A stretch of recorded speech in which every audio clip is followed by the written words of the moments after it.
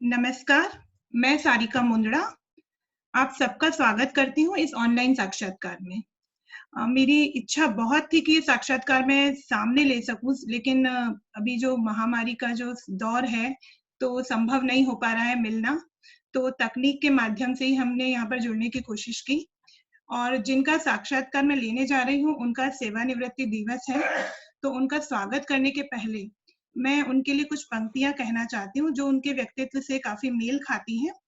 तो प्रस्तुत है ये कुछ पंक्तियाँ उनके स्वागत के लिए कि कभी पृथ्वी सी सहनशीलता तो कभी अग्नि सी दैदीप्यता, कभी पृथ्वी सी सहनशीलता तो कभी अग्नि सी दैदीप्यता, कभी महसूस होती है जल की सी तरलता, कभी आकाश की विस्तृतता और इतना सब कुछ घिरा हुआ है लेके वायु की सी गतिशीलता।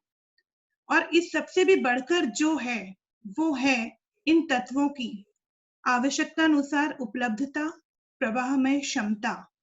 तो मैं स्वागत करूंगी हमारी बेहद अपनी डॉक्टर सविता सिंह का, मैम का, जो आज अन्ना साहेब मगर कॉलेज हड़पसर से हिंदी विभाग अध्यक्ष प्रमुख से सेवानिवृत्ति उनकी आज होने जा रही है। तो नमस्ते मैम, आपका बहुत बहुत स्वागत है। बहुत बहुत धन्यवाद और नमस्कार सारिका जी। सर्वप्रथम तो मैम आपको जन्म दिवस की हार्दिक शुभकामनाएं, जो अभी 20 जुलाई को ही गया है, तो आपको बहुत शुभकामनाएं प्रेषित करती हूँ अपनी ओर से। धन्यवाद। और मैम जैसे अभी जो सेवानिवृत्ति का पल आता है जब भी किसी के जीवन में, तो कहीं ना कहीं मुझे लगता है कि हमने कब ये चीज अपनी यात्रा शुरू की थी, हम उस दौर में पहुंच जाते हैं कि कब हमने पहला अपना जो इस तरफ कदम बढ़ाया था। तो थोड़ा सा मैं उस बारे में जानना चाहूंगी कि आपने इस ओर अपना पहला कदम कब बढ़ाया? हाँ, अध्यापन कार्य के बारे में अगर आप जानना चाहती हैं तो सबसे पहले मैंने अध्यापन कार्य सन 1984 में इलाहाबाद के CATC स्कूल से आरंभ किया। वहाँ प्राइमरी स्कूल था, तो जब मैंने आवेदन किया तो तुरंत मुझे वहां पर नौकरी मिल गई, तो मैंने वहीं से अपना कार्य आरंभ किया। और एक बार वहां से जो आरंभ हुआ तो आज ही जाकर हम रुके हैं। सन 84 के बाद 85 में हमारे हस्बैंड का ट्रांसफर हो गया था पूना, वो एयरफोर्स में काम करते थे। तो यहाँ आने के बाद सन 1986 में हमने जो है एयरफोर्स स्कूल ज्वाइन किया। और एयरफोर्स से पहले हमने सेंट्रल स्कूल में एडहॉक बेसिस पे किया, केंद्रीय विद्यालय नंबर 3 86 में किया। और उसके बाद 88 से लेके सन 1991 तक मैंने एयरफोर्स स्कूल में पढ़ाया। और फिर 91 जनवरी में हमने VS सातो हाई स्कूल ज्वाइन किया। और उसके बाद फिर ACS आर्ट्स कॉलेज, जो कि अब प्राध्यापक रामकृष्ण मोरे के नाम से जाना जाता है, आकुर्डी, वहां जुलाई 1991 से लेकर जुलाई 2016 तक मैंने पढ़ाया। और अगस्त 2016 से अन्ना साहेब मगर महाविद्यालय में आई और 4 साल 2020 तक यहाँ कार्य किया। और आज 31 जुलाई मेरी सेवानिवृत्ति का दिन आ गया। यकीन नहीं आता कि 31 साल यहाँ पढ़ाने के बाद आज मैं मुक्त हुई हूँ और बड़ा अच्छा लग रहा है कि एक ही जगह 31 साल मैंने कार्य किया।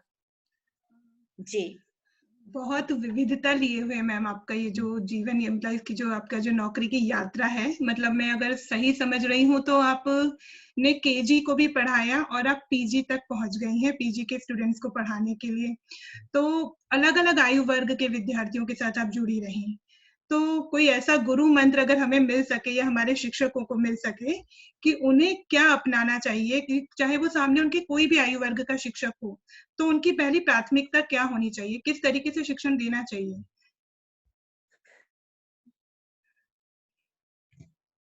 देखिए, जब भी शिक्षक शब्द आता है तो ज्ञान तो निश्चित ही होना चाहिए, लेकिन ज्ञान के साथ साथ मुझे जो लगता है वात्सल्य की बहुत जरूरत है। आपने देखा होगा कि छोटे बच्चों को हम अगर कोई चीज सिखाना चाहते हैं तो बिना प्रेम के हम उन्हें नहीं सिखा सकते। जी मैम। और युवा वर्ग उसको तो बहुत ही अधिक प्यार की जरूरत होती है। तो ये दोनों वर्ग पढ़ाते समय मुझे ऐसा लगा कि जब भी हम कोई बात प्यार से उन्हें समझाते हैं तो वो बहुत अच्छी तरह समझ लेते हैं।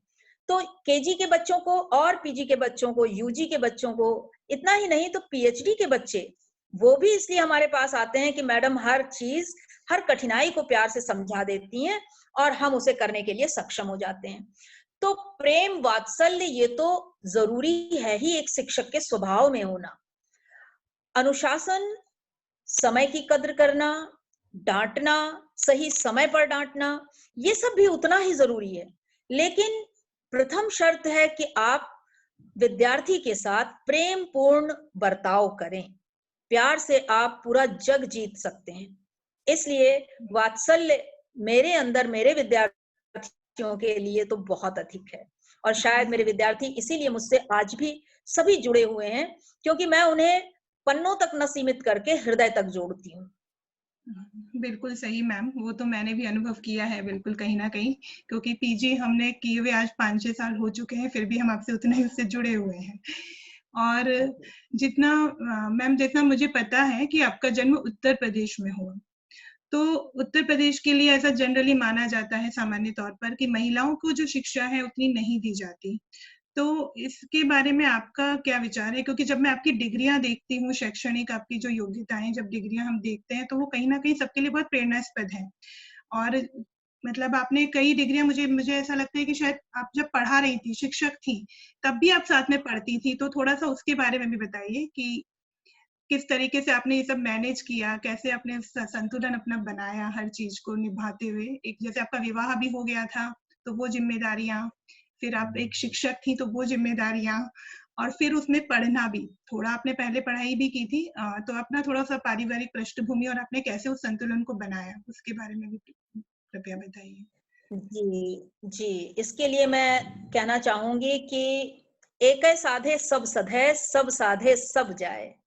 इसमें मेरे पेरेंट्स का बहुत बड़ा हाथ है और उन्होंने मुझे ये चीज़ सिखाई कि शिक्षा से बढ़कर जीवन में और कोई कार्य ज़रूरी नहीं है। तो बचपन में चूँकि उन्होंने गांधी जी के साथ काम किया था, तो नारी शिक्षा का उस समय बहुत ज़ोर था। और मेरे पिताजी भी जब विवाह करके आए थे, तो मेरी माताजी 7वीं पास थीं, कुल 13 साल की उम्र थी। तो उनको सीधे उन्होंने 8वीं कक्षा में लखनऊ के एक स्कूल में दाखिल कर दिया था कि तुम्हें पढ़ना है। और वो स्कूल ऐसा था जिसमें केवल कुंवारी लड़कियां पढ़ती थी। तो मेरे पिताजी इतने विचारशील थे कह लीजिए, या समय से बहुत आगे थे कह लीजिए, उन्होंने माताजी के सारे प्रतीकों को, जो विवाह के प्रतीक थे, सब उतरवा दिए और स्कूल में दाखिल करके इसलिए उस तरह से भेजा कि कह देना कि मैं कुंवारी हूँ। अच्छा, ओके। हुँ।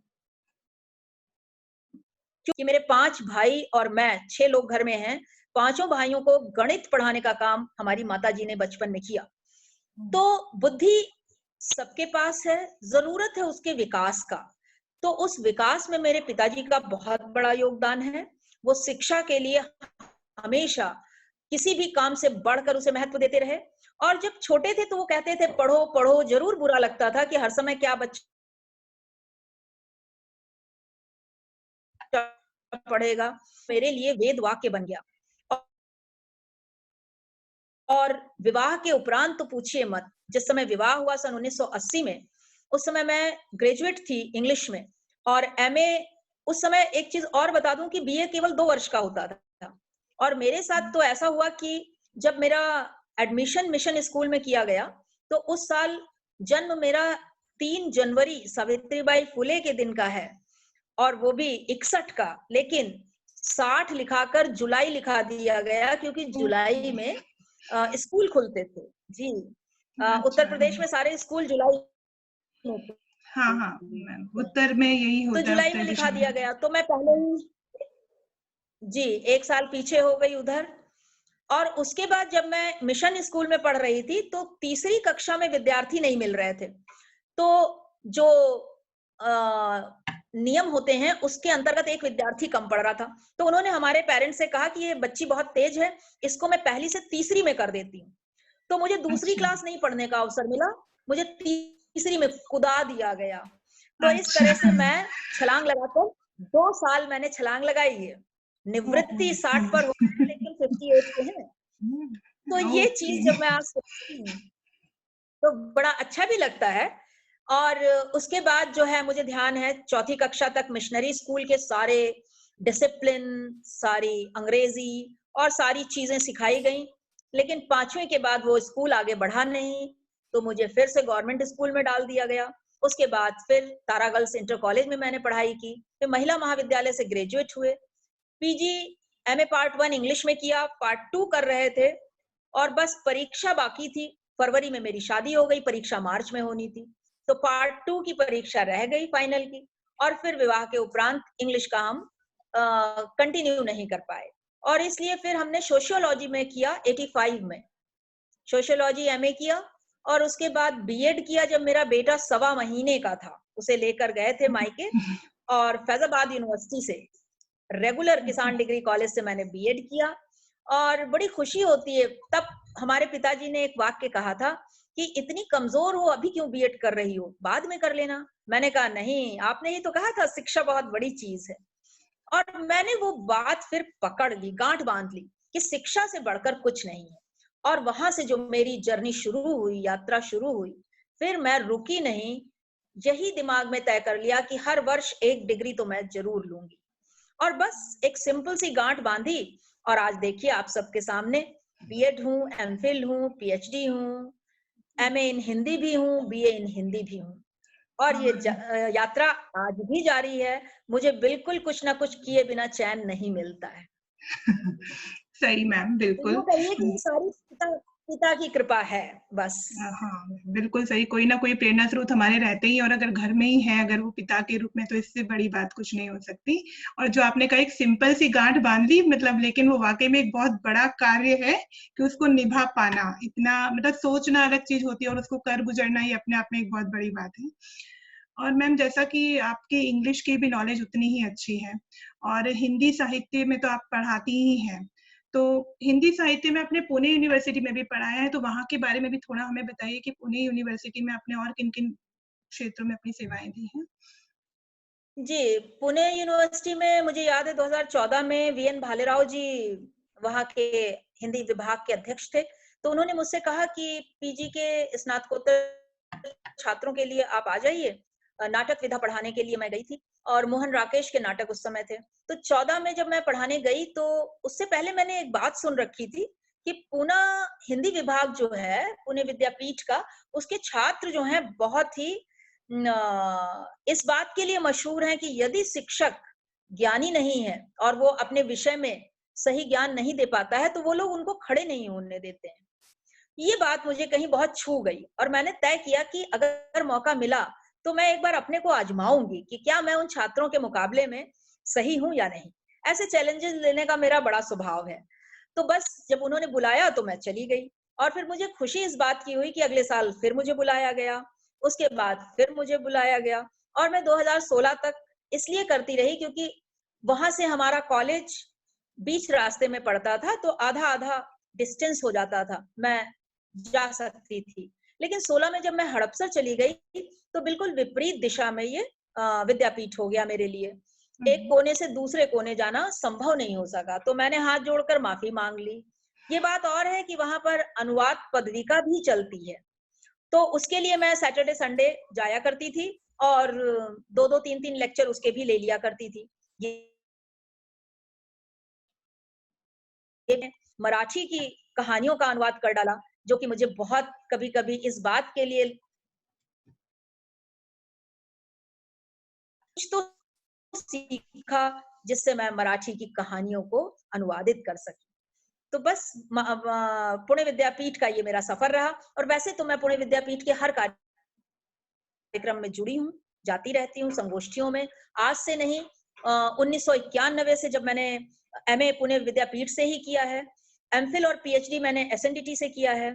तो हर संगोष्ठी में डॉक्टर नामवर सिंह हो, या डॉक्टर सूर्य बालाजी आई हो, या डॉक्टर भगवान सिंह आए हो, सबके साथ अनुभव मेरे अच्छे रहे हैं, और मैं हमेशा सबसे साहित्य के लिए जुड़ती रही हूँ। बहुत ही मतलब एक कहते हैं ना कि कर्मठ व्यक्तित्व हमारे सामने है कि घर संभालना, बच्चे, अपना विवाह, अपने आप को शिक्षित करना, तो ये निश्चित रूप से बहुत लोगों के लिए बहुत प्रेरणास्पद होने वाला है। और मैम, हिंदी साहित्य के अतिरिक्त और आपने क्या-क्या और भी क्षेत्रों में कुछ कार्य किए हैं, हिंदी साहित्य जी, के अलावा? अध्यापन, हाँ, अध्यापन के अलावा हमने सन 1999 में आकाशवाणी पुणे से मुझे बुलाया गया था। वहाँ पर मोहिनी पंडित जी थी, तो उन्होंने एक पत्र मुझे भेजा था और उसमें हिंदी की बोलियाँ सबसे पहला मैं जो है आकाशवाणी में मेरा लेख था जिसे मैंने बोला था और प्रसारित हुआ था वहाँ से।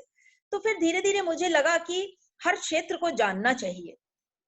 क्योंकि विविधता मेरा बचपन से स्वभाव रहा है। मैं बचपन में भी मंच से नृत्य करती थी, मंच से नाटक करती थी और मेरे पिताजी शिक्षक थे तो उनके विद्यालय भी मैं जाती थी। 15 अगस्त, 26 जनवरी को एक्शन सॉन्ग करने और कुछ नाटक करने, कुछ गीत गाने। भाई हमारे शिक्षक थे मैथमेटिक के, तो वहाँ पर भी मैं जाती थी। तो एक-एक दिन में मैं 3-3 जगह अपने कार्यक्रम दे के बहुत उत्साहित हुआ करती थी। बचपन में तो बड़ा अच्छा लगता था। बाद में सब जब ये बंद हो गया तो मुझे लगा अरे ये सारी शक्ति हमारी ऊर्जा बेकार हो रही है। तो यहाँ पर आने के बाद जब मैं अध्यापकीय जीवन जीत रही थी तो मुझे आकाशवाणी से जुड़ने का मौका मिल गया। तो सन 1999 से 2008 तक बराबर मैंने अपनी सेवा, जब-जब उन्होंने बुलाया, हर 3 महीने पर वो कोई ना कोई लेख, कोई ना कोई बातचीत के ज़रिए हम जुड़े रहे और बड़ा अच्छा लगता था। नए-नए एकदम करंट बर्निंग टॉपिक्स हुआ करते थे जिस पर चर्चा की जाती थी। एक महाविद्यालय से होते हैं, एक डॉक्टर को बुलाया जाता था, एक समाज सेवक होता था और आकाशवाणी के डायरेक्टर सुनील केशव देवधर जी, वो भी बहुत अच्छा हिंदी से रुझान रखने वाले व्यक्ति थे और हिंदी की बहुत अच्छी पकड़ उनकी है। तो बहुत अच्छे उनके साथ हमने कार्यक्रम किए और उसके बाद 2003 में हमने आवाज चैनल पर हिंदी दूरदर्शन पर हिंदी समाचार दिए इस पर आवाज चैनल पर जो कि आकुर्डी में निगड़ी में था। ये कार्यक्रम मैंने खास तौर से अपने विद्यार्थियों के लिए शुरू किया था कि विद्यार्थी को सिखाने गए थे और वहाँ के जो मुख्य व्यक्ति थे उन्होंने कहा नहीं मुझे आपकी मैडम की भाषा ज्यादा अच्छी लग रही है तो इन्हें मैं समाचार पढ़ने के लिए लेना चाहता हूँ। और फिर 1 साल मैंने टीवी में जो है आवाज चैनल पर समाचार रीडर के रूप में काम किया। बहुत ही विविधता लिए हुए मैम। फिर भी थोड़ा-सा अगर मैं जानना चाहूँ कि आपकी फिर भी एक जो होता है ना हमारी हॉबी, वैसे तो आपके पास बहुत कुछ है, मतलब आपने बहुत कुछ सीखा, बहुत शौक है। फिर भी आपको ऐसा क्या लगता है कि जिसको आप कहेंगे कि ये मेरे बहुत पसंद की रुचि मतलब जो है कि हॉबीज़ की अगर बात की करें? रुचि रुचि में अगर आप कहें तो मैं गुनगुनाना पसंद करती हूँ, गा लेती हूँ। संगीत मेरा 11th-12th में विषय था और मैम नृत्य मुझे 2 बहुत पंक्तियाँ 2 पंक्तियाँ कृपया सुना देंगे किसी गज़ल या शौक। गीत जो भी आपको चलते चलते मेरे ये गीत याद रखना, कभी अलविदा ना कहना, कभी अलविदा ना कहना। वाओ! मैं बिल्कुल कोई भी विद्यार्थी आपको कभी अलविदा कह ही नहीं सकता है। नो भी मतलब इसीलिए संभव मैंने ही नहीं। सोचा वक्त के साथ 2 हाँ, लाइन गा दी जाएँ। जी। बिल्कुल सही मैम। और मैम आपने मतलब ये सब तो आपका जो कार्य है ही, इसके अलावा आपने लेखन के लिए भी समय निकाला है। अपने लेखन से संबंधित भी कई कार्य किए हैं, कई किताबें आपकी प्रकाशित हो चुकी हैं। तो थोड़ा-सा उसके बारे में भी हमें बताइए कि लेखन तो दरअसल जैसे-जैसे मैं पढ़ाती गई, वैसे-वैसे लिखने का शौक बढ़ता गया और लेखन की आदत जो मुझे पड़ी है, वो पीएचडी के बाद पड़ी है। दरअसल नौकरी करते समय, अध्यापन का कार्य करते समय रात में मैंने पीएचडी का सारा काम 2 बजे रात तक किया है। क्योंकि सुबह मैं पढ़ाने जाती थी, 4:30 बजे उठती थी, 6:30 की लोकल पकड़ती थी और 7:30 से 2:30 बजे तक मैं पढ़ाती थी। 4:30 बजे वापस घर आती थी। तो उसके बाद भी मैं 4:30 के बाद 5 बजे से 8 बजे तक ट्यूशन लेती थी घर में और फिर 9 से 10 सारा काम घर का करने के बाद रात को मैं 11 से 2 बजे तक अपनी थीसिस लिखती थी। और आपको सुन के ताज्जुब होगा कि पीएचडी का काम मैंने 1 दिन की भी सीएल या कैजुअल लीव नहीं ली है। और 2002 में रजिस्टर किया था, 2007 में अवार्ड हो गई। तो वो मेरी जो एक आदत पड़ी रही रेगुलर पढ़ने की, निरंतर किताबें पढ़ते रहना, लिखते रहना, तो जब पीएचडी खत्म हो गई तो फिर वो आदत में शामिल हो गया। तो मैं रात को लेखन कार्य करने लग गई। तो इस तरह से एमफिल की एक किताब मेरी छपी, डॉक्टर प्रकाश मनु जी की के उपन्यास पर मैंने एमफिल किया था पापा के जाने के बाद। तो वो किताब मेरी प्रकाशित होके सबसे पहले आई। उसके बाद सपाट बयानी, जो मैंने कुछ कविताएं अपने भाव सीधे-सीधे निकाल दिए थे, वो कुछ 50 से 80 के करीब थे, तो छोटी-छोटी पंक्तियां हैं, इसीलिए उसका नाम दिया था सपाट बयानी। और उसे मैंने मेरी माँ का नाम था देवसेना राठौर, तो मैंने उसे देव कन्या के नाम से छपवाई थी। और तीसरी किताब थी ज्ञानोदय, जिसमें बीए के स्तर और स्नातकोत्तर पीजी के लिए उनके कुछ नए अभ्यासक्रम के कारण उन्हें किताबें नहीं मिल रही थी, तो पूरे पूना के शिक्षकों को जोड़कर पुणे विद्यापीठ, पुणे कॉलेजेस के सबसे एक एक लेख लेकर मैंने उसे संपादित किया था। उसका नाम था ज्ञानोदय। और उसके उपरांत मैंने अपनी पीएचडी की किताब आत्मकथा का स्वरूप विवेचन और विकास क्रम, इसमें हमने प्रथम आत्मकथा से लेकर 2007 तक, जब तक मैंने कार्य किया तब तक मैंने आत्मकथाओं की लिस्ट दी है और उसकी समीक्षा छोटी-छोटी दी है, जो कि बड़ी ही मील का पत्थर के रूप में काम आई है। कोई भी आत्मकथा पर काम करने वाला व्यक्ति उसे बिना लिए आगे बढ़ ही नहीं सकता है। 1000 प्रतियां तो बिक चुकी हैं और दूसरी जो 1000 प्रति छपी है, उसमें भी काफी हद तक जा चुकी हैं। कहने का अर्थ है 2000 प्रतियां उसकी निकल चुकी हैं। तो ये भी एक अच्छा कार्य रहा। इसके उपरांत मैंने एक और आपके साथ मिलकर और एक अपनी और छात्रा के साथ मिलकर स्नातक और स्नातकोत्तर छात्रों के अभ्यास क्रम पर एक किताब निकाली थी, जो निराली प्रकाशन के द्वारा निकली है, भारतीय साहित्य, उपन्यास और नाटक। और उसके उपरांत एक है 354D आईपीसी। ये मैंने इसलिए नाम दिया था क्योंकि लड़कियों की छेड़छाड़ बहुत बढ़ गई थी, और जो कुछ महिलाएं जो हमारे पास आई थी, जिन्होंने अपनी अपनी कहानी सुनाई थी पूना में, तो मैंने सोचा क्यों ना इसको शब्दों के साथ जोड़कर लिख दिया जाए। तो जस की तस धर दीनी चदरिया वाली बात इसमें थी। जो मुझे सुनाया गया वो मैंने लिख दिया कि पढ़कर कुछ, और हमारे विद्यार्थी इससे बड़े लाभान्वित हुए। हमारी जो छात्राएं हैं, उन्होंने कहा कि मैम ये किताब पढ़ने के बाद कम से कम अब मैं तो बिगड़ नहीं सकती हूँ। तो मैं समझती हूँ लेखन कार्य सफल हो गया कि बच्चियां उससे सुधर रही हैं। ये बहुत बड़ी बात मेरे लिए है। और इसके आगे अभी का छोटा छोटा चलता रहता है, यानी संकल्य जो हैदराबाद से पत्रिका हिंदी की निकलती है, भोपाल से मीडिया विमर्श निकलता है, लंदन से पूर्वाई निकलती है, और पुणे से राष्ट्रवाणी निकलती है। इन सभी में मैंने अपना योगदान दिया है जब भी समय मिला है। आज तक 70 से 80 मेरे लेख छप चुके हैं। तो लेखन तो मेरा शौक है, इसलिए मैं करती हूँ। समय निकाल पाना बड़ी बात है मैम। शौक तो होता है बिल्कुल, लेकिन इतनी सारी जिम्मेदारियों के बाद इतना कुछ कर पाना, ये बहुत बड़ी उपलब्धि मुझे लगती है, क्योंकि कहीं ना कहीं मैं देखती हूँ कि कैसे समय को मैनेज किया जाए। ये भी सीखने की हम आपसे प्रेरणा ले सकते हैं कि किस तरीके से एक एक पल का सदुपयोग करना, तब जाके ये सब कुछ हो सकता है, वरना नहीं। और मैम पुरस्कार भी आपको कई मिले हैं, मतलब साहित्य के लिए, शिक्षक के लिए, एक आदर्श शिक्षक के रूप में, तो उनके बारे में भी थोड़ा बताइए। और पुरस्कारों के प्रति आपका क्या नजरिया रहा है, मतलब आपकी क्या सोच रही है, तो थोड़ा सा उस बारे में भी हमें बताइए कि आपने किस तरीके से देखा। मैंने कभी सारिका जी पुरस्कार मुझे पाना है ये तो कभी सोचा ही नहीं। लेकिन मुझे लगता है जो भी व्यक्ति कार्य करता है, उसके कार्यों को जो पहचानने वाले समाज में जौहरी बैठते हैं, वो पुरस्कार के लिए बुलाते हैं। और मैं समझती हूँ कि जब आप कोई भी कार्य करते हो, अच्छे या बुरे, समाज के लोगों की नजर आप पर बड़ी बारीक रहती है, ऐसा मेरा मानना है। तो जिसको मेरा कार्य पसंद आया, सबसे पहले वो थे मेरे विद्यार्थी। सन 1994 में आदर्श शिक्षक पुरस्कार मुझे पिंपरी चिंचवट के मेरे ही पढ़े लिखे विद्यार्थियों ने, जो कारपोरेटर बन गए थे, उन्होंने दिया सबसे पहला। मैं हंसी भी थी कि आपसे मैं पुरस्कार क्यों लूं, आप तो मेरे विद्यार्थी हो। तो कहने लगे नहीं मैम, हमारे लिए आप आदर्श गुरु हैं। तो मैं बहुत मुस्कुराई थी, खुश हुई थी और फिर मैंने कहा ठीक है, मेरे आदर्शों में नहीं बैठता है लेकिन आप दे रहे हैं तो मैं ले लेती हूँ। और वो आज भी मेरे पास रखा हुआ है, सारे ट्रॉफीज़।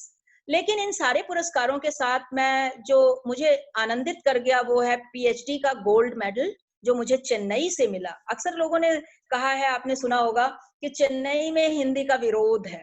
जी मैं मैम। भी बड़े ताज्जुब में थी कि चेन्नई से मुझे गोल्ड मेडल का पुरस्कार पीएचडी पर कैसे मिल गया। तो वहां पर एक इकोनॉमिक्स इंस्टीट्यूट है, ग्लोबल इंस्टीट्यूट। उन लोगों ने पुणे यूनिवर्सिटी से नाम मंगवाए थे कि किसकी पीएचडी आपको पसंद आई है, उसमें आप उनका परिचय भेजिए। तो पुणे यूनिवर्सिटी से जब मेरा नाम गया था तो मुझे बड़ी खुशी हुई कि हिंदी विभाग से नाम गया और मुझे वहां बुलाया गया और बड़े सम्मान के साथ गोल्ड मेडल दिया। और जब मैं चेन्नई गई तो बाल शौरी रेड्डी जी, जब मैंने 2003 में अंतर्राष्ट्रीय सेमिनार का आयोजन किया था तो देश विदेश के बड़े बड़े लोग हिंदी से जुड़े थे। वो मेरा सबसे बड़ा कार्य था। जब मैं मुंबई हिंदी साहित्य अकेडमी की मेंबर थी तब मैंने ये कार्यक्रम लिया था, अंतर्राष्ट्रीय साहित्य संगम। तो बाल शौरी रेड्डी जी ने अपने घर में बुलाकर स्वागत कराया और उसके बाद हिंदी से जुड़ी हुई सुधा त्रिवेदी जी जो वहां पर हैं, और विद्या जी, फिर मधु धवन जी जो आज हमारे बीच नहीं है, लेकिन ये सब चेन्नई में हिंदी के लिए जी जान से जुटी हुई काम कर रही थी और कर रही हैं। उसके बाद इन सब लोगों ने मिलकर एक हिंदी का कार्यक्रम बाल शौरी रेड्डी जी के घर पर रखा, चाय नाश्ता रखा गया और हम सब हिंदी वालों से मिले। एक अच्छा मधु धवन जी के घर में भी कार्यक्रम हुआ जिसमें कवि सम्मेलन और दोपहर का भोजन सबके साथ हुआ। तो वो चेन्नई का मुझे बहुत यादगार है और पुरस्कार के साथ साथ इतने हिंदी के दिग्गजों के साथ हम जुड़े, ये मुझे बड़ा आनंद आया था। इसके बाद जो है विद्या वाचस्पति का पुरस्कार मुझे इलाहाबाद से मिला। मैं जा नहीं पाई लेकिन उन लोगों ने भेजा मुझे।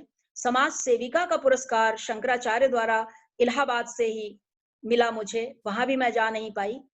और इसके उपरांत जो है जब भी हम बाहर जाते हैं, यहाँ पर पिंपरी चिंचवड से साने गुरुजी आदर्श शिक्षक पुरस्कार मिला।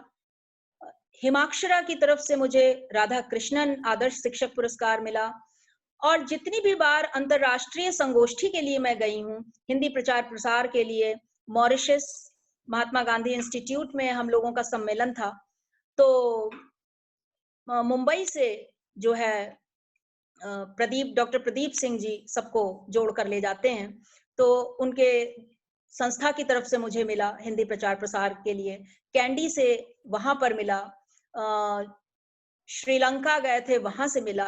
तो ये सारी बड़ी अच्छी यादगार हैं। रोड्रिग्स में गए थे, वहां पहली बार अंतरराष्ट्रीय सेमिनार हिंदी का हुआ, वहां से मिला।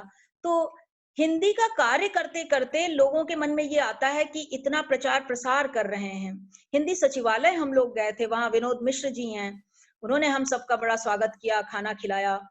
तो इस तरह से सब जगह जाने के बाद ये अच्छा लगा कि मॉरिशस में हिंदी राष्ट्रभाषा प्रचार प्रसार सभा में 2000 विद्यार्थी हिंदी पढ़ रहे हैं। और हमारे हिंदुस्तान में हिंदी पढ़ने वाले लोग भागते हैं या विद्यार्थी मिलते नहीं हैं, ऐसा कहा जाता है। लेकिन वहां तो संख्या सुनकर हमारे होश उड़ गए कि 2000 विद्यार्थी हिंदी सीख रहे हैं। तो हिंदी भाषा को सीखने के लिए एक ललक हर जगह है। जरूरत है कि आप अपना प्यार, अपना मोटिवेशन पुरस्कार के लिए न करें बल्कि कार्य के लिए करें। तो ऐसे में जब पुरस्कार मिलते हैं तो वो एक हमारी जिम्मेदारी बन जाती है कि जो कार्य हम कर रहे हैं, जिसके लिए हमें पुरस्कार दिया गया है, उसे हम और अच्छी तरह करें। तो पुरस्कार एक जिम्मेदारी है, आनंद की चीज नहीं है, ऐसा मेरा मानना है। बिल्कुल मैम, सही है कि जैसे जैसे पुरस्कार मिलते हैं जिम्मेदारी बढ़ती जाती है।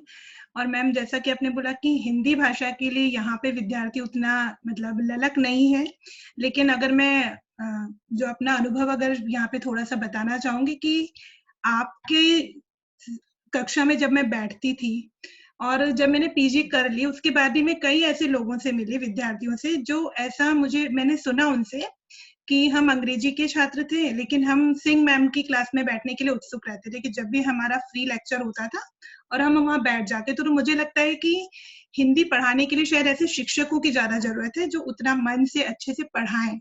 तो क्योंकि आपसे जुड़े हुए मैंने कई लोगों को मैं मिली हूँ, कई मतलब कहीं न कहीं मिल जाते हैं, तो कभी अगर ज़िक्र होता है तो कोई कॉमर्स का है, कोई इंग्लिश का है, कोई साइंस का है, तो उनको वो सब्जेक्ट के लिए कोई नंबर नहीं लेने हैं, कुछ नहीं करना है, लेकिन फिर भी वो बैठते थे आपके लेक्चर में आके। तो आपसे कहीं न कहीं शिक्षकों को ये सीखने की चीज़ है कि किस तरीके से पढ़ाया जाए, ये बड़ी बात है जो हमें शायद सीखनी चाहिए। जैसा कि आपने कहा बिल्कुल प्यार से हर विद्यार्थी को पढ़ाती थी, तो वो बहुत आवश्यक है। और मैम जैसे अभी तो जो ये कोरोना का जो समय आ गया, तो पूरी शिक्षण प्रणाली प्रणाली हमारी तकनीक पर आ चुकी है कि पूरा हमको टेक्निक्स के थ्रू काम करना है। तो हिंदी भाषी मतलब जैसे कहा जाता है कि हिंदी भाषा के लोग ज़्यादातर पीछे की तरफ ही रह जाते हैं तकनीक के मामले में। लेकिन मतलब मैं जानना चाहूँगी कि आपने क्या तकनीक के माध्यम से कभी विद्यार्थियों के साथ कुछ उनको पढ़ाने की कोशिश की है? और उन मतलब वो तकनीक से जुड़ सकें, अच्छे से वो पढ़ सकें, तो इस ओर आपने कुछ प्रयास किए हैं कभी कि उनको तकनीक से जोड़ा जाए? हाँ, सारिका जी, मेरा एक बड़ा स्वभाव अलग सा है कि मैं चाहती हूँ कि जो मुझसे जुड़ा है वो पीछे ना रहे, चाहे कोई हो। विद्यार्थी हो, बच्चे हों, घर के लोग हों, बाहर के लोग हों। तो ऐसे ही जब मैं कक्षा में जाती थी तो मैं देखती थी कि कंप्यूटर का अर्थ लोग ऐसा लेते थे कि केवल साइंस वाले, केवल कॉमर्स वाले, आर्ट्स वालों को कंप्यूटर की क्या ज़रूरत? तो जब मेरे प्राचार्य डिस्ट्रीब्यूट कर रहे थे सबको कंप्यूटर, तो कहा हिंदी विभाग मैंने एक पत्र दिया कि हिंदी विभाग के लिए भी एक कंप्यूटर की ज़रूरत है। तो उन्होंने पूछा कि मैडम आप क्या सिखाएँगी कंप्यूटर पर? तो मैंने कहा सर एमएस-सीआईटी का कोर्स मैं शुरू करूँगी। मुझे याद है 2004 से मैंने अपने विभाग में अपने हिंदी के छात्रों के लिए ₹350 में एमएस-सीआईटी का कोर्स आरंभ किया था और बाद में ये कंपल्सरी हो गया था। तो हमारे बच्चे बड़े खुश हुआ करते थे कि मैम हमने तो पहले से सीख लिया। तो ये मेरा कहीं दृष्टिकोण एक रहा है कि जो चीज समाज के लिए जरूरी है वो मेरे विद्यार्थी जरूर सीखें। वहां ऐसा ना हो कि मेरे विद्यार्थी पीछे रह जाएं। तो बीकॉम में हम पढ़ाते थे, बीकॉम के बच्चों के लिए टैली का कोर्स हमने रखा था केवल 600 रुपए में। जबकि इन दोनों की अगर मैं आपको बाहर की फीस बताऊं तो टैली की फीस उस समय 9,000 रुपए थी और एमएस-सीआईटी की फीस 3,500 रुपए थी बाहर। तो बच्चे खुश होकर आते थे और बैच के बैच एमएस-सीआईटी सीखते थे। और इसमें एक और बड़ी मजेदार बात आपको बताऊं कि ये कोई सिखाने के लिए मैं बाहर से किसी को नहीं बुलाती थी। हाँ, मैं यही ऐसे पूछने विद्यार्थी वाली जो थी अभी कहते थे मैंने आपसे। बाहर से सीख लिया। जी, हुँ, हाँ, जी। कि मतलब तो सिखाने के ये लिए कौन कोर्स आता जो है? था for students by the students. जी। तो हाँ, इसमें पैसे की भी कम और सर्टिफिकेट हम देते थे अपने डिपार्टमेंट से। तो 2004 से देखिए 2015 तक मैंने अपनी हिंदी विभाग से एमएससीआई ऐसा लगने लगा कि और उसका हमने उपयोग या सदुपयोग कैसे किया? तो ये जो फीस आती थी इससे हमने विभागीय लाइब्रेरी खोल दी। तो बच्चों को पढ़ने के लिए भी उत्साही बना दिया। ये सब आज नैक की वजह से सब लोग कह रहे हैं कि ज़रूरी है, करना है। लेकिन हमने तो 2004 से ही शुरू किया था। नैक की बात तो हमने सोची ही नहीं थी। और जब हम मॉस्को रशिया गए, लेनिन के क्लास में बैठे, तब मैंने ये चीज़ देखी कि लेनिन की क्लासरूम में बहुत बड़ी जो है अलमारी है, वो भी ग्लास की अलमारी, जिसमें किताबें रखी हैं। तो 2016 में मैंने अपने इस विभाग में हड़पसर के कॉलेज में कांच की अलमारी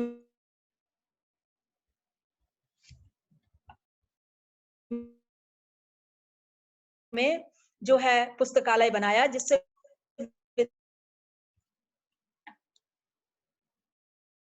विद्यार्थियों को दिखाई दे। ट्यूशन सेंटर चला रहा है, उसमें हिंदी टाइपिंग सिखाई जाती है, एमएस-सीआईटी सिखाया जाता है और स्पीच टेक्स्ट भी मैं सिखाती हूँ।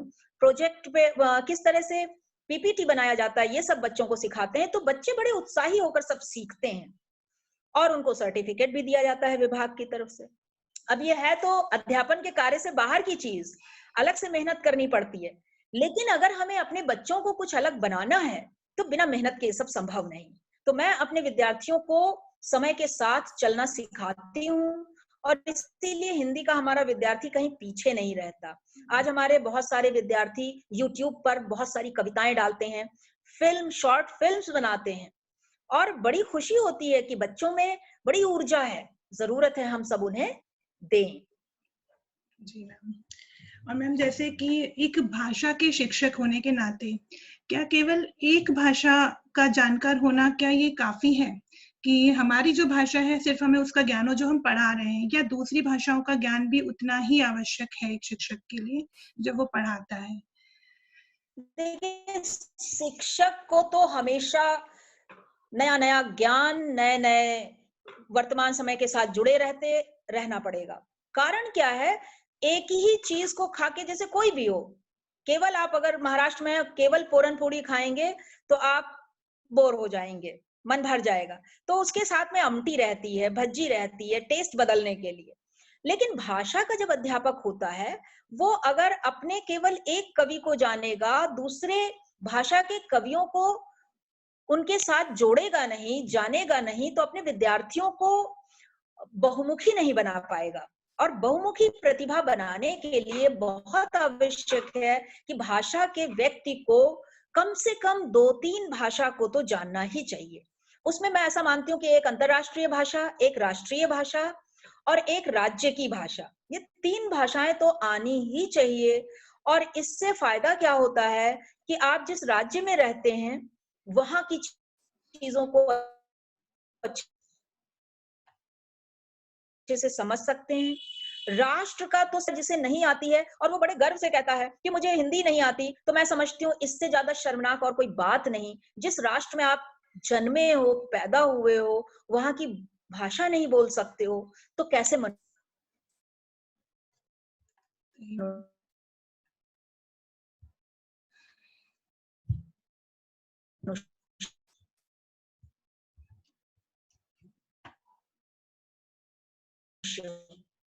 तो भाषा है।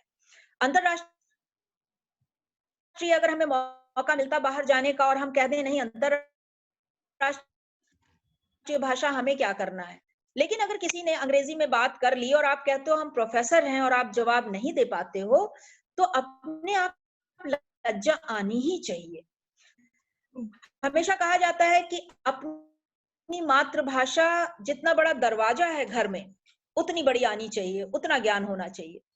और अन्य भाषाओं की जानकारी, जो कमरों में वेंटिलेशन होते हैं, खिड़कियां होती हैं छोटी-छोटी, उतनी तो हर भाषा आनी चाहिए। हर का मतलब फिर वही मैं कह रही हूँ, मातृभाषा तो आपको दरवाजे की जितनी आनी चाहिए, जिससे आपको सफोकेशन ना हो। वेंटिलेशन का अर्थ है कि सफोकेशन ना हो। तो लाइफ में भी सफोकेशन नहीं होगा अगर आपको 2-3 भाषाएं आती हैं तो।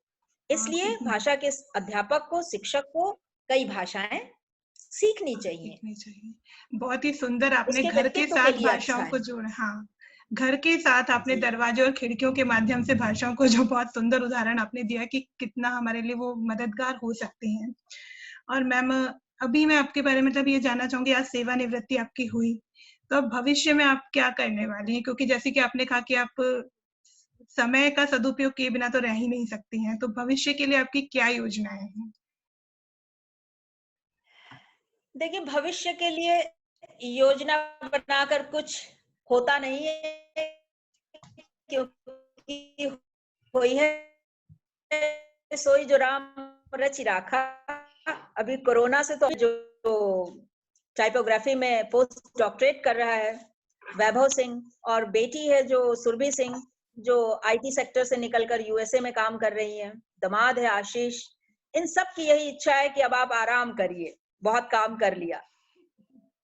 लेकिन ऐसा होगा लेकिन मैम? वो ये भी जानते हैं कि, यही मैं बोल रही हूँ, वो ये भी जानते हैं कि मैं बैठ नहीं पाऊंगी। तो मैंने ऑल का लेखन शुरू कर चुकी हूँ अपना, 50 पन्ने हो गए हैं। धीरे धीरे चलेगी जब तक होगा। कम से कम उत्तर प्रदेश से महाराष्ट्र तक और महाराष्ट्र से बच्चों तक जो अमेरिका तक पहुंची हूँ, उन सभी बातों को दर्ज करने का अवसर है ये। और हमारे विद्यार्थियों को ये सब मौका मिलेगा पढ़ने का कि मेरी जिंदगी क्या है। तो इसके लिए आत्मकथा तो मैं लिखूंगी। और साथ में मेरे मन में एक बड़ी तीव्र इच्छा है कि जिस राज्य में रहकर मैंने उदर पूर्ति की है, अपने बच्चों को बड़ा किया, उनको पढ़ाया लिखाया और मैंने नौकरी की, जहाँ जहाँ रोजी रोटी अपनी कमाई और खाई, वहां मैं थोड़ा सेवा जरूर प्रदान करूं। तो मेरी इच्छा है, मन में हार्दिक इच्छा, चाहे वृद्धाश्रम में जाऊं या परमहंस मठ में जाकर सेवा करूं, कहीं ना कहीं मैं सेवा कार्य भी करना चाहती हूँ लेखन के साथ। तो अभी मेरे जीवन के 2 ही उद्देश्य हैं, अपने स्वास्थ्य का ध्यान रखना और उसके बाद लेखन कार्य करना, और तीसरा और अपने विद्यार्थियों के साथ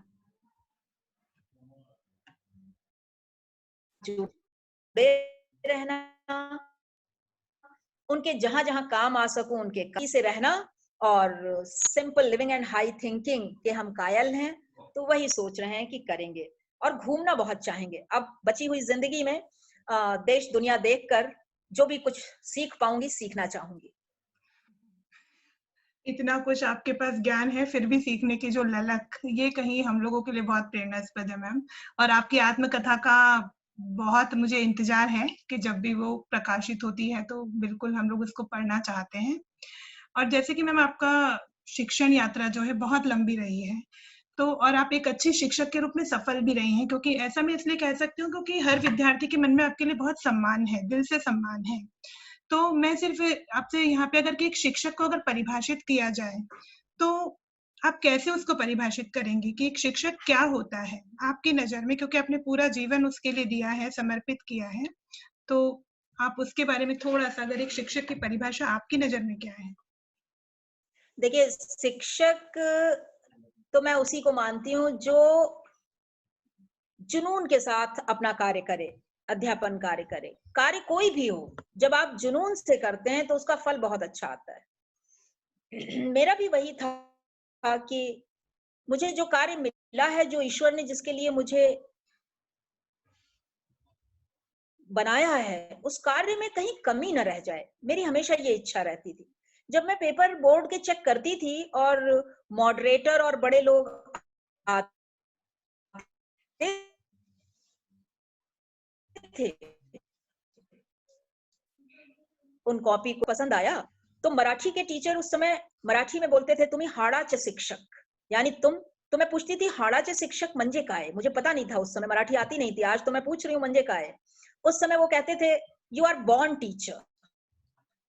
तो ये बॉर्न टीचर सुनकर मुझे बहुत अच्छा लगता था कि अच्छा, तो अब तो मेरी और जिम्मेदारी बढ़ गई है। तो आपको सुनकर ताज्जुब होगा कि उस समय मीडियम 9th 10th को 11th 12th को हिंदी पढ़ाती थी और बीकॉम को कॉलेज में हिंदी पढ़ाती थी। एट ए टाइम ये सारा करना, इट वाज सो हेक्टिक, लेकिन मुझे इतना मजा आता था कि मैं सुबह 4:30 बजे से उठकर शाम को 4:30 बजे तक कार्यरत रहती थी और बड़ा मजा फील करती थी। तो मैं समझती हूँ शिक्षक को काम में मजा लेना चाहिए, बस वही शिक्षक है। और उसे परिभाषित करने की जो आपने बात कही है, तो मैं एक कविता से, किसी ने लिखी है लेकिन वो बड़ी सटीक बैठ रही है, इसलिए उसकी कविता मैं पढ़ना चाहूंगी आपके समक्ष कि शिक्षक हूं मैं, शिक्षक हूं, नियम एक मैं शाश्वत हूं, शिक्षक हूं मैं, शिक्षक हूं, मूरत गढ़ता पाषाणों में ऐसी एक महारत हूं, शिक्षक हूं मैं, शिक्षक हूं, वात्सल्य है माँ के उर का और पिता की छाया हूं, अंधकार में दीपक हूं, शिक्षक हूं मैं, शिक्षक हूं, विधि ने मुझ पर किया भरोसा, उपवन एक मुझे भी सौंपा, इस बगिया का रक्षक हूं, शिक्षक हूं मैं, शिक्षक हूं, कल्प वृक्ष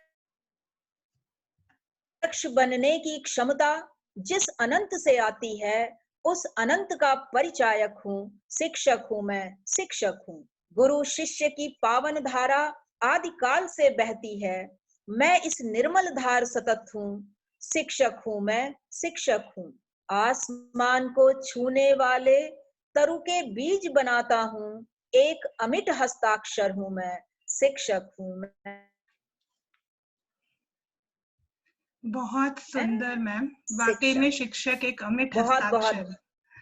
और सही में कि जो बीज बनाने का काम, जैसे हम कहते हैं, अधिकतर क्या कहा जाता है कि बीज को बोया और कैसा फल निकलेगा, लेकिन शिक्षक बीज बनाता है कहीं ना कहीं, जो चारों दिशाओं में फैलते हैं और अपनी खुशबू से पूरे संसार को महकाते हैं। तो शिक्षक का जो दायित्व है वाकई में बहुत बड़ा है, और आप उस पर बिल्कुल खरी उतरी हैं और उतरती रही हैं। मतलब विद्यार्थियों का जब एक सम्मान शिक्षक को मिलता है विद्यार्थियों के द्वारा, तो शिक्षक के लिए वही सबसे बड़ी धरोहर होती है। तो आपको आपके आप भी मेरे लिए, मेरे बीज का एक फूल आप भी हैं, साइंस में पढ़ी हुई, उसके बाद हिंदी में एमए करके, हिंदी में नेट पास करके, हिंदी में कविताएं लिखती हैं, और इससे बड़ी और क्या उपलब्धि होगी कि एक विद्यार्थी आज साक्षात्कार भी ले रही है और कैम्ब्रिज स्कूल में पढ़ा भी रही है।